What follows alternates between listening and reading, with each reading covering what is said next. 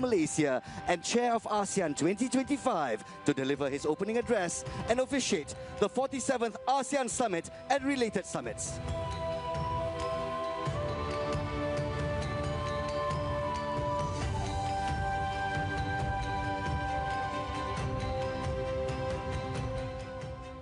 Assalamualaikum warahmatullahi wabarakatuh dan salam sejahtera.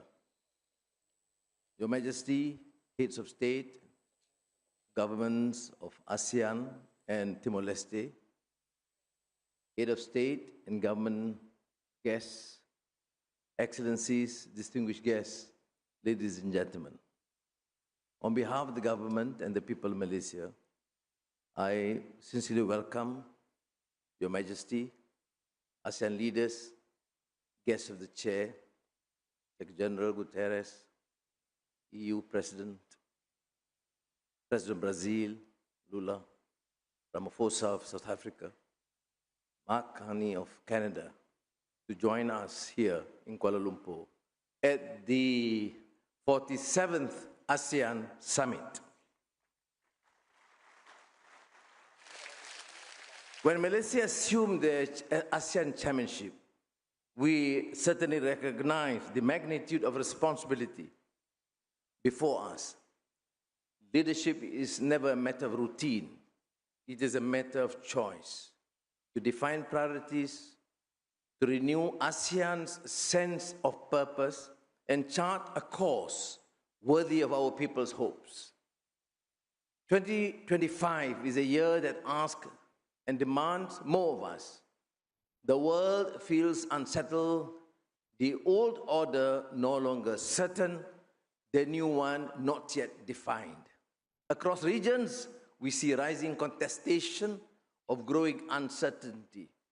These crosswinds test not only our economies, but our collective resolve to keep faith in cooperation, to believe that understanding and dialogue can still prevail in a divided age. And yet, amid these trials, ASEAN endures. Our strength lies not in conformity, but in the conviction that respect and reason still bind us together. Later this morning, when Cambodia and Thailand signed their peace agreement here in Kuala Lumpur, the world will see that conviction can achieve. It reminds us that reconciliation is not a concession, but an act of courage, and that peace, once chosen, can reshape the future of nations. Thank you, Prime Minister Thailand and Prime Minister Cambodia. The ASEAN Community Vision 2045, adopted here in May, speaks of who we aspire to be and challenges us to make these aspirations real. It calls on us to strengthen ASEAN's unity and centrality, to pursue growth that is both resilient and fair, and to safeguard the welfare of generations to come. Timor-Leste's historic admission into ASEAN today gives new meaning to that vision. Congratulations again to President Ramos Horta, Prime Minister Zadana Gosmao. Its place here completes the ASEAN family, reaffirming our shared destiny and deep sense of regional kinship. Within this community, Timor-Leste's development and its strategic autonomy will find firm and lasting support. Your Majesty, Excellencies, distinguished guests, as chair this year, I ought first to recognize the support, understanding of my colleagues, the leaders of ASEAN. Through that, we are able to realign our priorities to keep the association resilient, relevant, and responsive to the times. Together with fellow member states, we have worked to foster the conditions for peace in Myanmar. We know this requires patience and persistence, and an honest appreciation of the realities on the ground. Guided by the 5-point consensus, ASEAN has drawn on every available channel and partner to reduce violence and ease the humanitarian crisis. But lasting peace cannot be imposed. It must be Myanmar-owned and Myanmar-led. Only then will the reconciliation endure? The relative peace and prosperity that ASEAN has enjoyed for nearly 6 decades are not self-sustaining.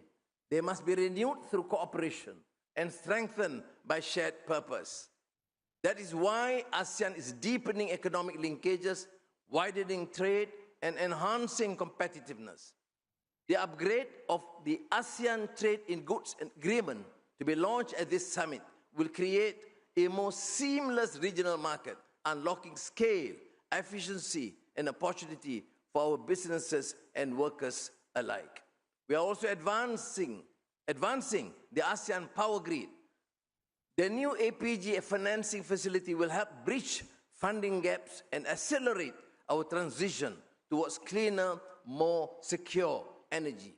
In parallel, we are moving forward on the ASEAN Blue Economy Framework and the regional electric vehicle ecosystem, building the foundations of sustainable industry and green growth.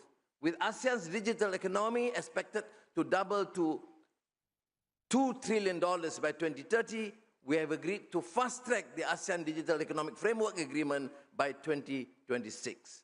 And to ensure technology remains our servant, not our master, we will establish the ASEAN AI Safety Network, AI Safe, to embed ethics, safety, and sound governance in the use of artificial intelligence. Excellencies, ladies and gentlemen, rising protectionism and shifting supply chains remind us that resilience depends on adaptability. ASEAN must not stand still.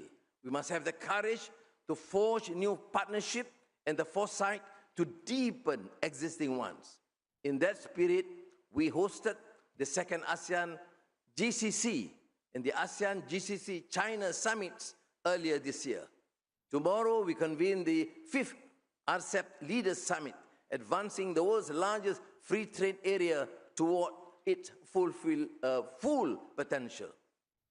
We also welcome again Brazil and South Africa, guests of the chair, to the 20th East Asia Summit, an important step in widening ASEAN's engagement with the BRICS and the G20 and strengthening our bridge to the global south. The future of ASEAN will not be written by circumstance. It will be written by choice, by the choices we make today. On that note, Your Majesty, Excellencies, ladies and gentlemen, it is my singular honor on behalf of the peoples of Malaysia to declare open the 47th ASEAN Summit and related summits. Terima kasih. Thank you. Thank you, Dato' Sri. May we request that you kindly step forward to the center of the stage for the next part of our program.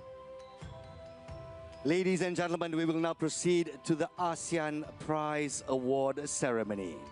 The ASEAN Prize is the region's premier award honoring outstanding individuals or organizations for their inspiring contributions to building a stronger ASEAN community. This award, initiated by the ASEAN member states,